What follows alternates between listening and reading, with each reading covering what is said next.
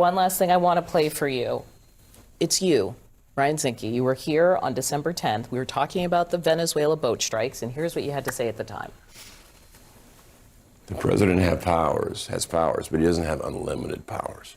When it comes to using force against another country of action, is that this is why we have Article 1 and Article 2. He has to present a case to the Congress. Congress is the only body that can declare war. I still stand that this is not a declared war. What is it? This is an action, well, law enforcement action, removing a dictator that, again, on 2 points. One is that this dictator was a threat to the United States with his narco-trafficking. That's the 52-page indictment. And secondly is the country itself. That election that he had was not legitimate. That's not in dispute. So what prevents the president from moving to the next phase of this without Congress? Well, money, for once. And remember, Article 1 is about the purse. And the president can act, but when you say we're going to commit money, we're going to commit, rebuilding, he's going to need Congress to actually approve that money. That's Article 1. We're the power of the purse. Same thing when a president acts, and I'll give an example of Teddy Roosevelt, because we're talking a little about him. He sent the Great White Fleet out. And he said, and Congress said, don't do it. I'm not going to fund you. He said, well, they're gone. You might want to fund them to have them come back. So this president, no doubt, is using Article 1, I think, very aggressively with authorities. But Congress is going to have to come in and approve the funding. Because rebuilding, even on structure, I don't think the oil companies are going to do it without some support, to make sure that what is support code for?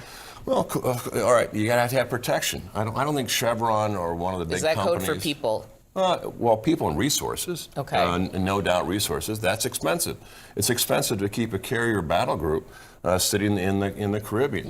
Lulu brought that up earlier. Lulu, what was your question? You said. Yeah, my question was, that are we going to be keeping all those troops and naval forces sitting off the coast of Venezuela as the Damocles sword over this new government? Like forever. For how long? Well, and again, it's expensive. Costs a lot of money. It's probably in the tens of millions of dollars to keep a carrier, floating.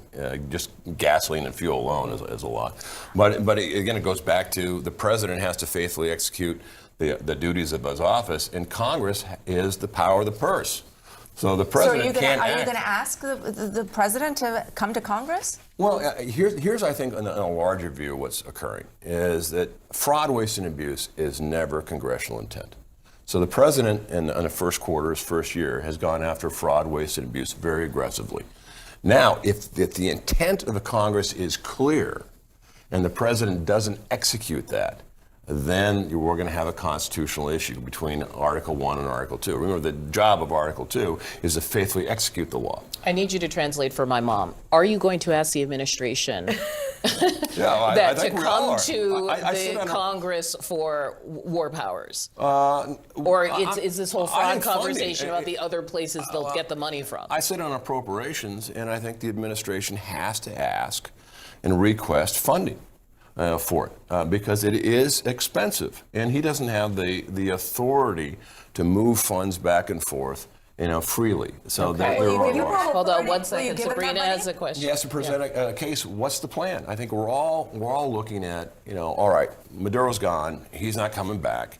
You have now an interim government that isn't so far away from the modus operandi why we went and took Maduro. And now, what's the plan going forward?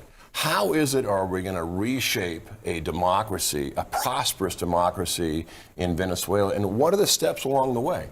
Those steps are going to cost resources. So he has to present a case, administration. These are the resources that are required to make sure Venezuela. But those resources are going to have it's already testing the readiness of the force. Having this carrier outside Venezuela, and then if we're going to do Colombia, Cuba, Greenland, we don't have I think that's more of a threat than they're really going to do. Unfortunately, the president's speaking to them today. So